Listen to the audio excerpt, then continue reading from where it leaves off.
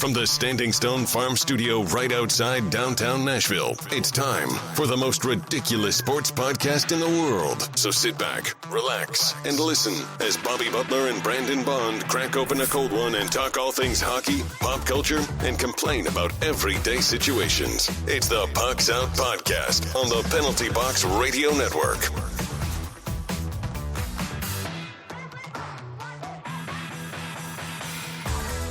Welcome into the most ridiculous podcast in sports and pop culture. I'm Bobby. He's Brandon. Hey-o. You can find us on the three majors of social media at Pucks Out Pod. Now let's crack open this cold Mayday beer and let's get after it. As always, Pucks Out is powered by Mayday Brewery, the official beer of Pucks Out Podcast. Join them every Tuesday for Singo and Thursday for Bingo. And more importantly, join us July 6th. Not only is it bingo night with us, it's also our boy Brandon's birthday. We'll be throwing down. You'll make some new friends, and it'll be awesome. I'm excited for it. You can win some Nashville SC tickets and some other goodies that have yet to be decided. But today we have got a lot to cover in a very short amount of time because I'm busy.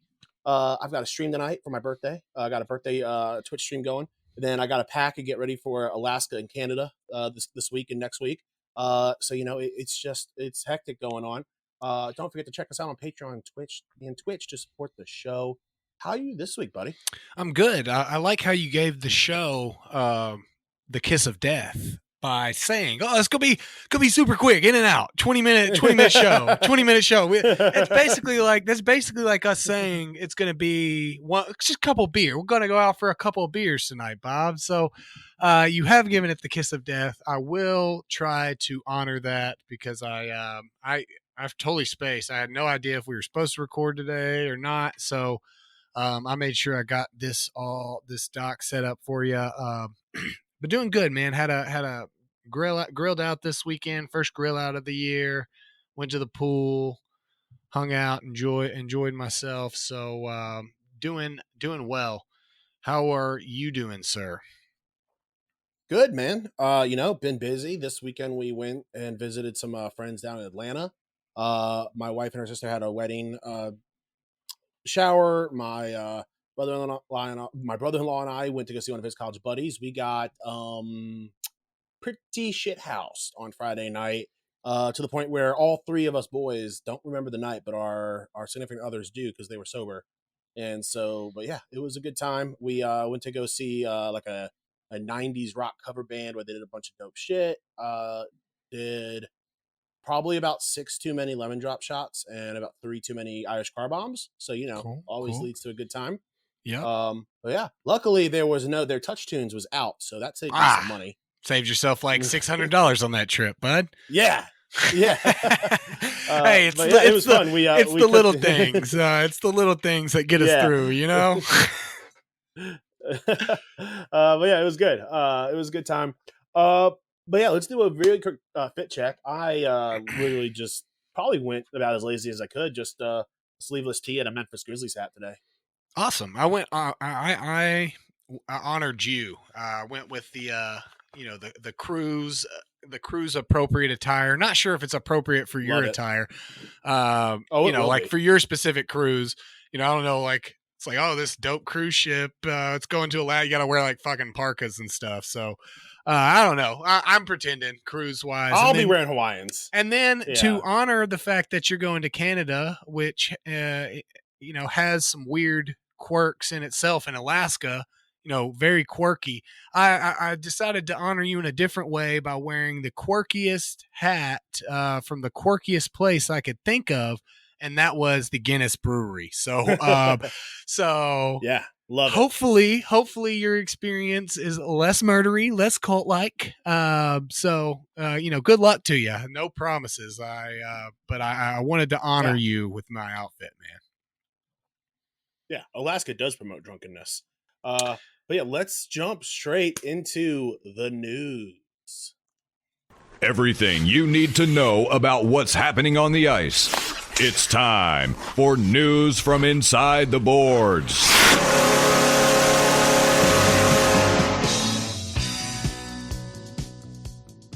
All right, Cole Caulfield gets 8-year contract extension worth $7.85 mil. I mean, that was only a matter of time. That is, I mean, one of the best players in the world, one of the best, and certainly probably the best young guy in the league.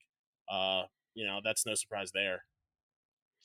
Yeah, 7.85 mil a year, as you said. He scored 26 goals, 10 assists in 46 games last year. Then underwent season-ending shoulder injury.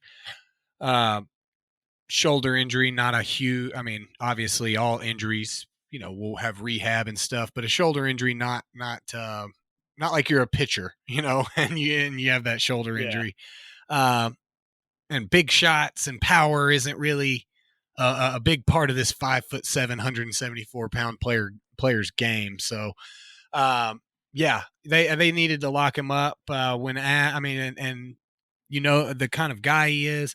When asked about Nick Suzuki, the captain, making more than him, I think he made a comment along the lines of like, "That's our guy, that's our captain. I'm honored to be making in the realm of him," or something along those lines. But yeah, great signing by the Habs, keeping him around. Yeah. Sources indicate Mike Babcock headed to Columbus. Coach House is back. Coach House. I personally am not a fan of this. I No. think that Mike Babcock should have been forever banned. But it was only a matter of time. We tried to kick him. It didn't happen sooner. We tried to kick him out of the coach house. We actually did kick him out of the coach house. We thought that he was out when he was commentating.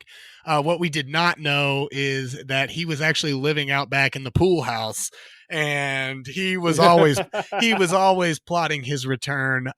He was also in the pool house. He really got to perfect his techniques on how he abuses grown adults. So I'm sure that Columbus players are more than excited to play for the player coach, Mike Babcock. I hear he's up there with Pete Carroll in terms of, how his players feel about him. So I'm sure that Columbus is very excited to reach up into the coach house, the first coach house hire of the summer. So it's always good to hear it's running strong. But on the opposite side, we've got a brand new coach in the NHL, Greg Cronin, down in Anaheim. What do you know about this?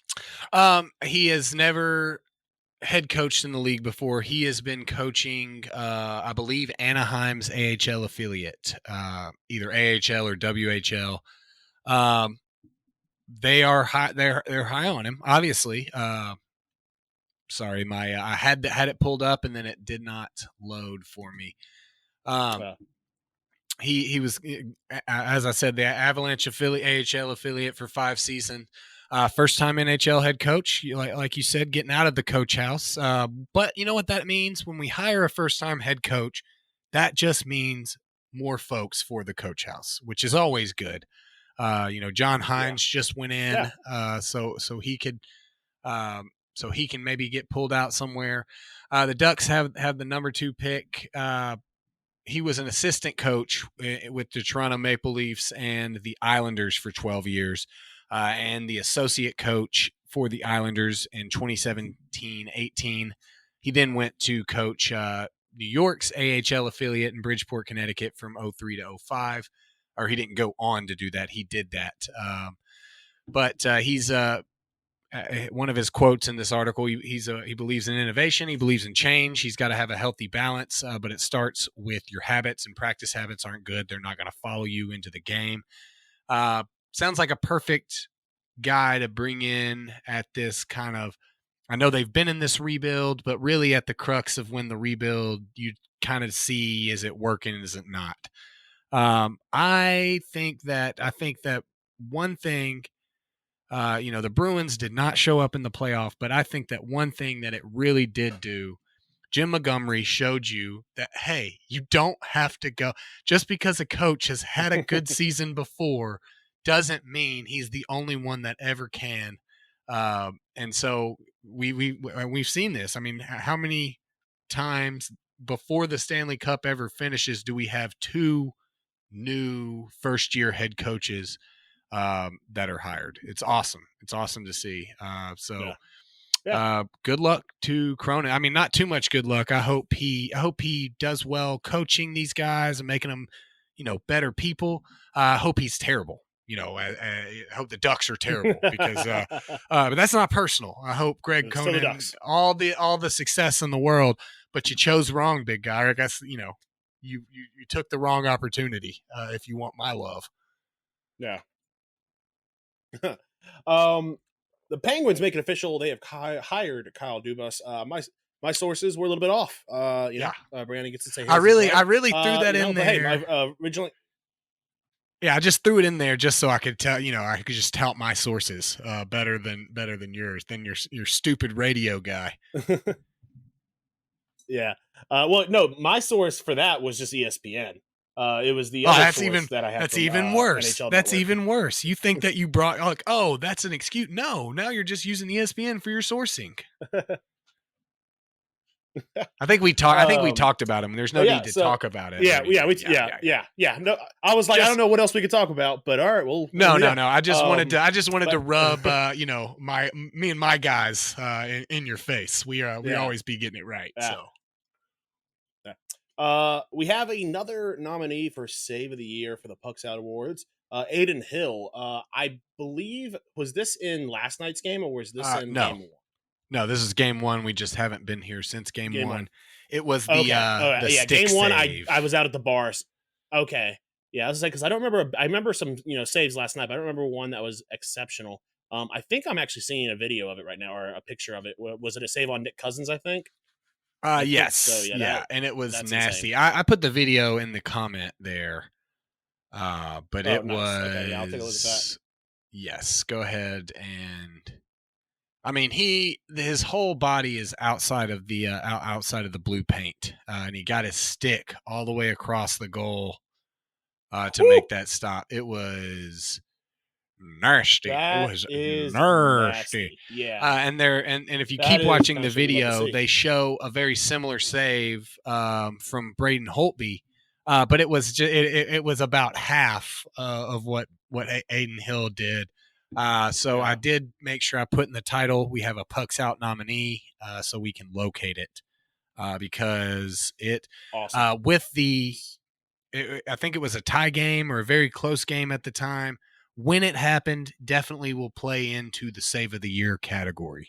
Not only being a ridiculous save, but just the situation in which it happened.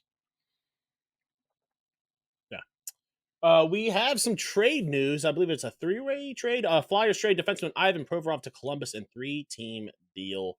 The Flyers have landed multiple draft picks, including a first-rounder and players in the first major deal of the offseason. The Provorov era is officially over in the city of brotherly love. The Flyers traded the Russian defenseman to the Blue Jackets on Tuesday as part of a 3-team deal that also involves the Kings. The deal in exchange for Provorov and Kevin Connaughton. And Hayden Hodgson, the Flyers will receive a first-round draft pick. Go ahead. You got it? I was just going to say, in the comments, I gave you an easy play-by-play of that trade instead of having to read it. I could not find a article that just had the trade in a block, so I just wrote it out for you. Yeah. Because it was big, but it's a lot going on. Yeah, it's a big trade.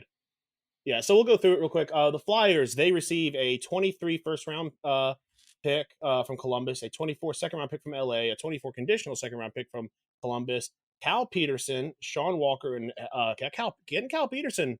That's a name that I was not expecting to see in that list. That's a very good young goalie. Columbus gets a Provorov, and LA gets Hodgson, Connaughton, and retains 30% of Provorov's salary. LA really? I mean, I guess LA from what I read here. From what I read, yes, they are clearing up some cap. So they are, I forget, Zaitsov, I believe his name is, some Russian cat or some guy with a Russian cat type like name. They're clearing up space to sign him. Yeah. So it was very much intentional that it looks like LA lost in the trade, but it was really the best way for them to get rid of some money. Clear up some money on that. Yeah, very interesting. That first round pick is number 22 from Columbus this year. I don't know the condition on that second round pick from Columbus. Interesting from Columbus, though, to me personally. Yeah. I don't know that they are a defensive defenseman away, or if you should be trading the number 21 or number 22 first round draft pick. I think, although it really, behavioral issues really matches up with the coaching style. So maybe that was what they're looking. They're trying to get more. They're trying to gear their roster more towards Mike Babcock. They're like, who can take him berating them all the time? They're like, we'll just load the team up with Russians. They won't understand him or they won't care what he's saying. So it'll be perfect. Yeah. Yeah. Let's head to outside the NHL. Now that you know what's happening inside the boards, time for the rest of the headlines with news from outside the boards. Churchill Downs to suspend all racing operations until further evaluation. We kind of called this last week. I think originally they were just slowing things down for like 2 weeks, and now it's fully shut down. Yes, yeah. We when we covered it last time, it was just the Horse Racing Authority had said that Churchill Downs was willing to suspend all racing if they requested it, and so apparently that's happened. Good. I think the ultimate number before it finally shut down, it was 7 during the week of the Kentucky Derby. But continuing, I think that the final number before they actually shut down racing was 12 horses. A total of 12 racehorses have died at the racetrack since March 30th. Most of them euthanized after suffering injuries while racing. So I did want to, we talked about that, being something we would look to and want to see happen. So I did want to bring up the fact that it is shut down until further no, and how terrible for them right after their biggest weekend of the year. Thank goodness they were able to have that is so lucky that this investigation was pending until after we made all of our yearly money. I can just say that was very fortunate. Jesus. That was very fortunate for them. How lucky it was that it landed that way. What a coincidence that it helped them out. Retirement just got lucky. Zlatan got super lucky. Has announced his retirement. Yeah, retirement's going to be retirement gets to be joined by Zlatan. Yeah. This is probably some have said the greatest soccer player to ever play in the history of ever. It was him. He by said some it. people, I mean Zlatan. Zlatan said it. Yeah. Zlatan's. I don't know if you've seen Ted Lasso, but they have a Zlatan character. His name is Zava, but it's very, very close to the heart to Zlatan and all of the. I don't think I've seen that bit yet. Oh my gosh, it's so good when they're talking to him. I think this was like an actual either not quote but paraphrasing when the team was asking Zava, what did he get his wife for their anniversary, and he kind of is just taken aback by it. He's like, "What do you mean?"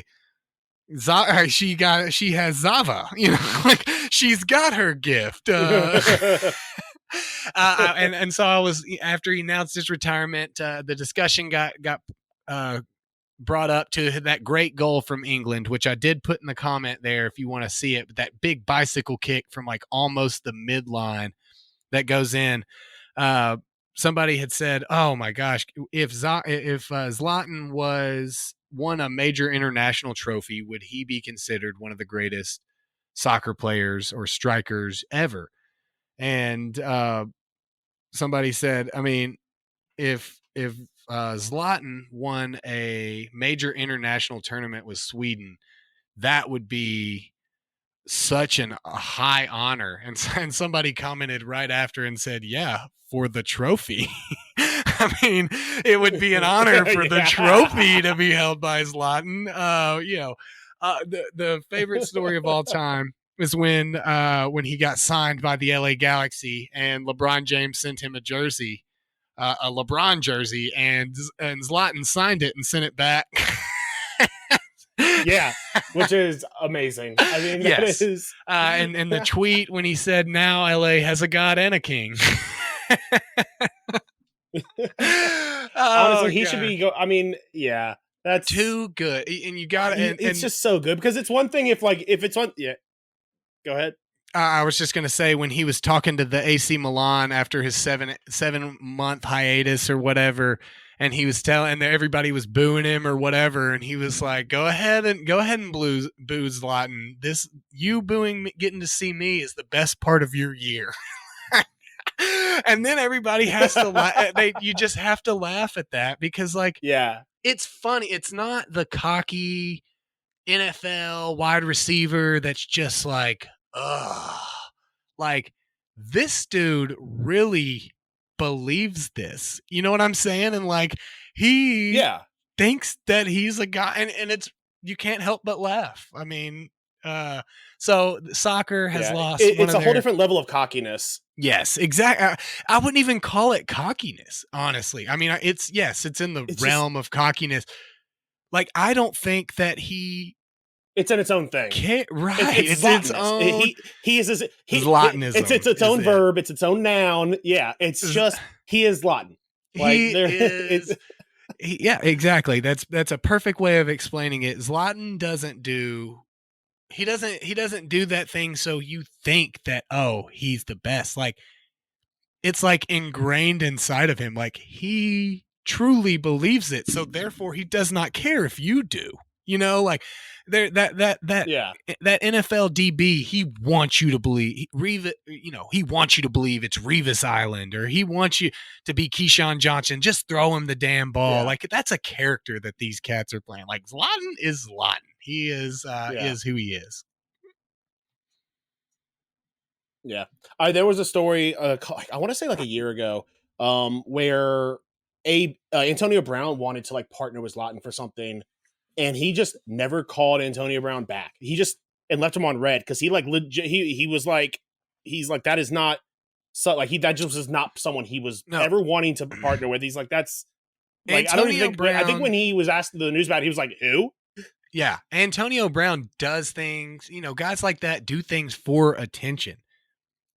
And it was never, at least the feeling was he crafted this persona and has made it so believable that getting attention is not what he's about. He's about being Zlatan, he just is. Yeah. He can't be anything else.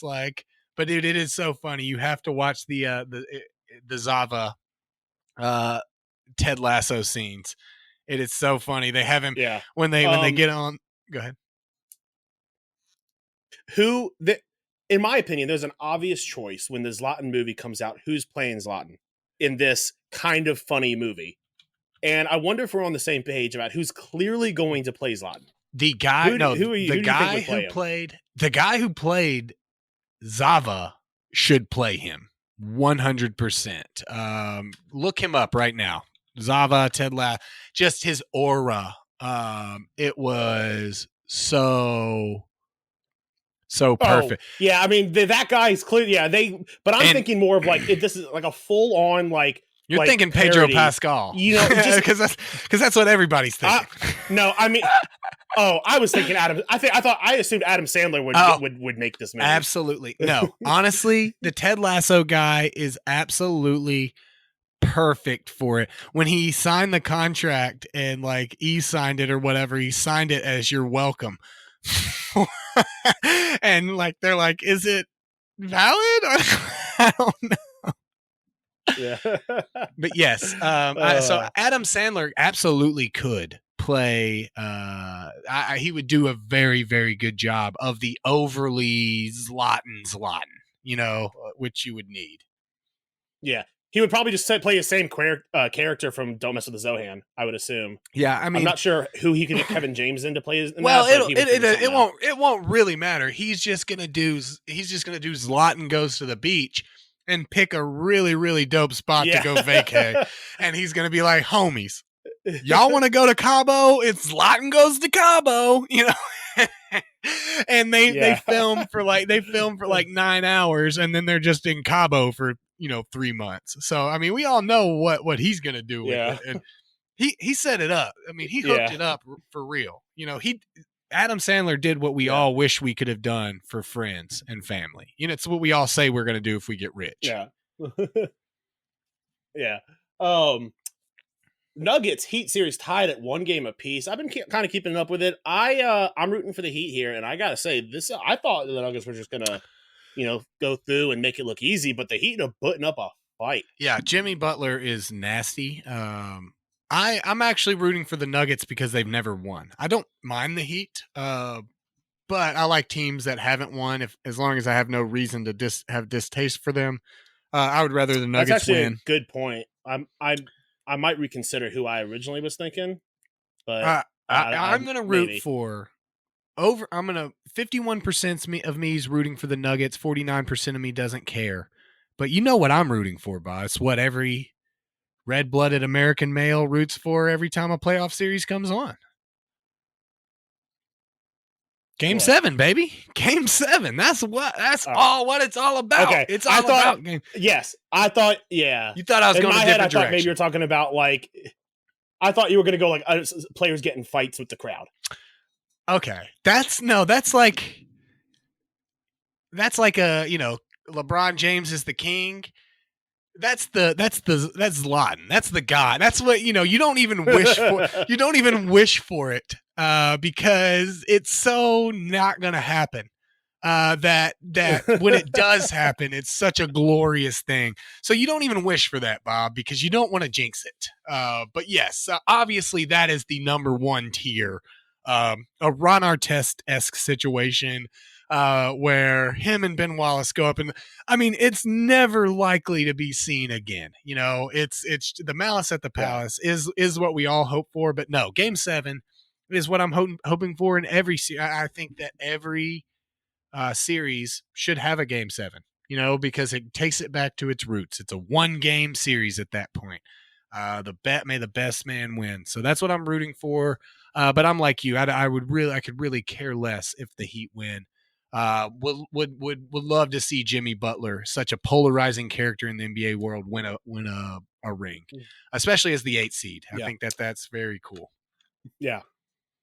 Now, something that we will probably have to talk more about in 2 weeks when we come back. Yes. Let's just brief over it, and then we'll actually discuss it. Yeah. Because then we'll have time. The PGA, the LIV, and I believe the DP has merged in a stunning move to quote unquote solidify golf. This has completely just torn apart the thought process of a lot of professional golfers who are not happy with this.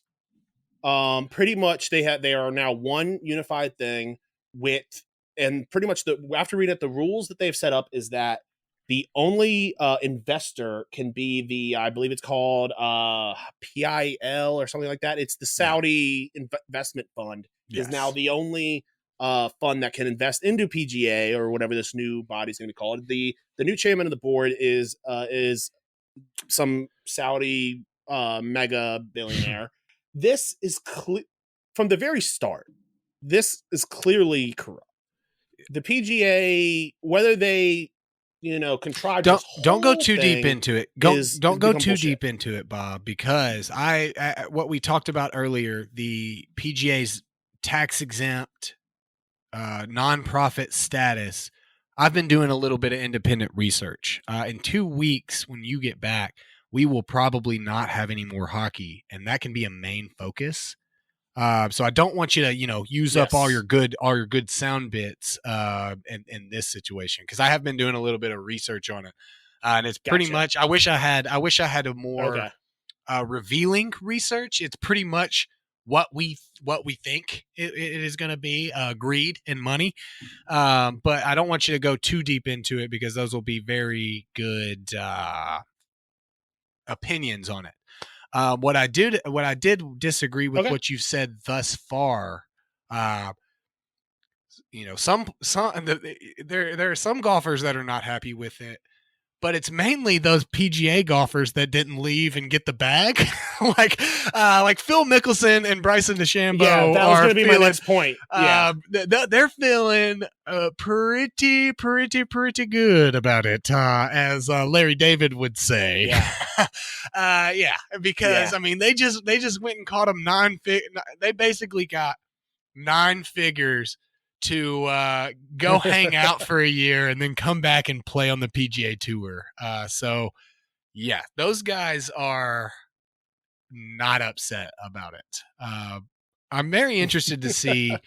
We'll talk more about the potential corruption, but I am very interested to see the format and layouts because I think they want to. I mean, there's going to be tournament styles. I think now, from what I read, it's almost like whatever sponsor will do the live style style tournament, like they did with the rounds and the 4 days and the 3, whatever 72 holes and all that stuff. So we will, it probably will be a perfect timing for like a main topic where we can do a little bit more of a deeper dive into, because this is not, I know we're not big golf fans in general, but this is like an AFL NFL merger type thing with a major sport. So I think it definitely warrants a little bit more of our time. And as you've said, looking into who stands to benefit from this, 100%. But all right, let's move into our main topic of the day. We are talking about the Stanley Cup Finals. Game 2 wrapped up last night with Vegas now having a commanding lead, scoring 7. I think they won 7-2 last night. I think it was both games were 7-2. Decent win on. I mean, that is not at all what I thought was where we would be right now. I thought maybe we'd be 1-1. Because your stupid radio guy doesn't know. Maybe. It's because your stupid radio guy doesn't know about 9-day layoffs, dude. He didn't know shit about them. But yeah, no, 100%. I mean, how have your thoughts changed at all after game 2? No, and I will tell you that after game 1, absolutely. I was like, "Oh, Brandon, you're an idiot. Why would you say?" And then game 2 happened, and then they were down 2-0, and then I recalled, weren't they down 2-0 to a team that won 65 games this year? I'm not. This Florida team has played under pressure extremely well. I think what is coming into play is Vegas doesn't make as many dumb mistakes. And as we talked about, of the 50 goals the Panthers had scored, they only had 31 of those on 5-on-5. So I think that it is absolutely, not crazy to switch up and say, Vegas is going to win it now. And I wouldn't say that was a crazy thought. But I think the Panthers can do something with this. It's going to be a series. We'll have to see. But I mean, I think Vegas is the team that just matches up so well against Florida. And I mean, I think it was Chandler Stevenson was sitting on the bench and he's mouthing to another guy, and somebody was reading the lip, and basically, these guys ain't ready for the, type of deal. Like, like these boys have come into a game in a series that they are not ready for. And that's what it looks like so far. Vegas is absolutely dominating. They have added 14 goals to their already top goal performance in this playoff series. And Florida just doesn't seem to have any answers. Let's see what happens when it goes back to sunshine with all 7,000 of those fans in the stand. Yeah, 100%. Originally I thought my call was Florida in 6. I mean, the only thing I'm changing. So you're telling me there's a chance? I still like. So you're telling me there's a I chance? still like Florida to win this all. Yeah. But all right, we'll talk more about that. This will probably be wrapped up by the time I get back. But so we'll be talking about a champion more than likely in 2 weeks. Let's move into our joke of the week. The weird. Corey Perry. See, I don't like that. Wild. I think the first read was a good one. Now I'm overthinking it. Outlandish. Each sixth chick sat on a stick. Little tongue twister. And downright dumb. You're kidding me. It's time for the joke of the week. All right, you found this one. What is this one about? I knew we didn't have a lot of time, so I felt like we could just bash this guy pretty quickly. Everest climber blocks Sherpa who saved his life on Instagram. What a joke. What an absolute crock of baloney. Mountaineer has been accused of ice cold behavior, which is a dope pun, by the way, after allegedly snubbing a brave Sherpa who saved his life on Everest by carrying him for 6 hours on his back to safety. The Malaysian climber, who goes by the name Ravi Chandran Everest, or Ravi, was attempting to scale the world's tallest mountain when he fell dangerously ill and collapsed from 29,035-foot peak in Nepal. And then there's footage showing the genie, showing how Gilji Sherpa, I guess you're just destined to be a Sherpa if your last name is Sherpa. You just basically, you're like locked in to the family name of Sherpa. But he wrapped the stricken mountaineer in a thick cover and hoisted him onto his back and painstakingly trudged him through the snow to get him off the mountain to receive urgent medical care. The heroic Sherpa hadn't even been employed by Ravi, but halted his own client's expedition in favor of saving a stranger's life.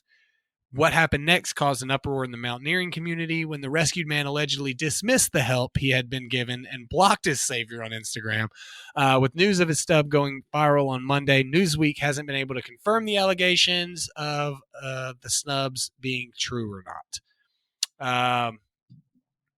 So if it's not true, super sorry that we're hating on you, you Malaysian Everest climber. But what a joke if it's true. I mean, apparently there's footage. So, I mean, I think that the newspaper here is hitting them with alleged so they don't get in trouble or nothing. Yeah.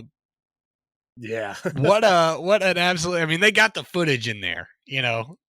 What a joke, dude. Like, honestly, even like as an influencer, right? Like, wouldn't that be a great story to just like make money off of? Yeah. You know what I'm saying? Like, this man saved my life. You know, like I don't know. Like, I guess I'm just not up to date on the views and whatnot. But like, I don't think like almost dying on Everest is like an embarrassing thing, right? Like, thousands of people die there yearly. Like, it's like a badge of honor. Like, isn't that where you want to die as like a hardcore mountain climber? I mean, nobody wants to die. But I mean, if you're gonna die as a mountain climber, like Everest is it, right? Like, you have died literally doing the mecca of what you love, you know? Like, I don't know. Yeah. It's just ridiculous. Like, no, yeah, this is. But I'm also, this is absolutely did they give a name of the influencer? Yes. It's a Malaysian individual, Malaysian climbing individual. His name is. It was the one I had a difficulty saying. Ravi Chandran okay. Everest, or Ravi. Okay. So it just seems odd. You know what I found more, honestly, the most odd? People being dicks is not that ridiculous, right? That's pretty much why we're able to have a joke of the week segment every week. What's more interesting is like, I thought Sherpas were more, and I guess this is just a me thing. I thought Sherpas were more in like the monk category, like where they Sherp, you know. I didn't even like think about like Sherpas having like Instagram and stuff. I guess that makes sense. They're not monks. They're not like celibate individuals. They're just dudes that like get paid to help people climb mountains. So I mean, it makes sense that they'd just be regular dudes, but I just never really thought about it. I figured if you like spent your life guiding, that would be like I guess like coyotes bringing illegal immigrants across the border, and me being like, man, those guys, that's their life, right? Like, that's what they do. They just like care about, I guess they probably do other stuff. So I guess the joke of the week's really me, ultimately, deep down, Bobby. All right, let's move into what's snapping their sticks. Bobby and Brandon are about to find out exactly what snaps their sticks.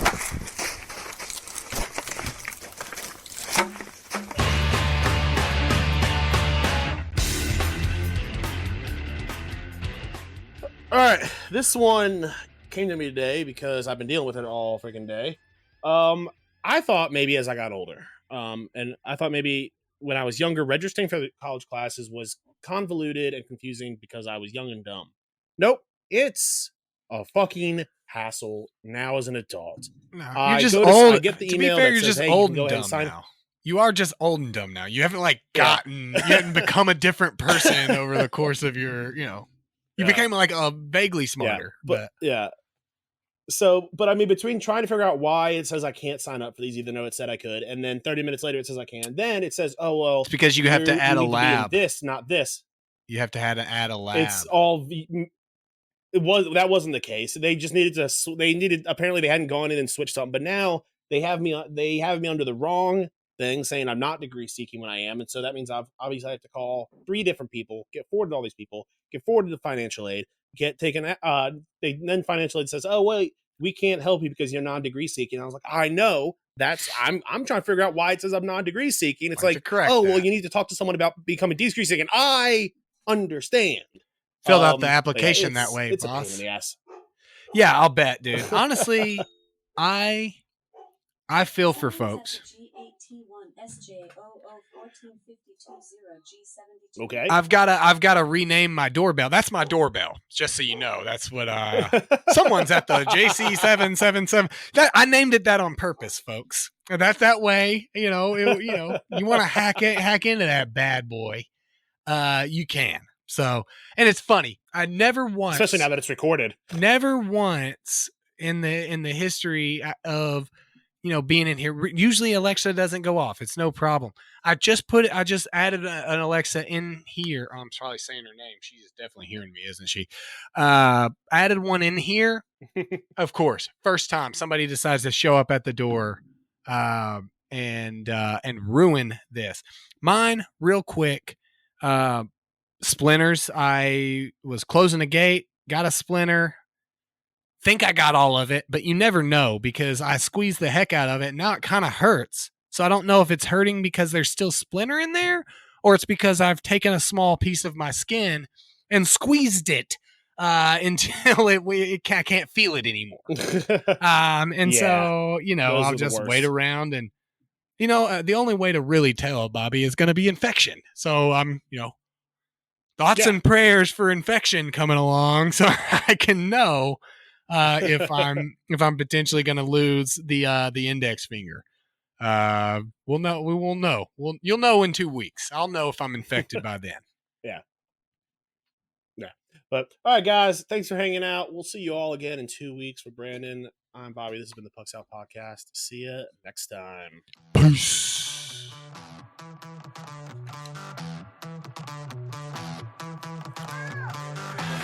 Thanks for listening to the Pucks Out Podcast. To see what other ridiculousness the guys are up to, check them out on Twitter and Instagram @PucksOutPod.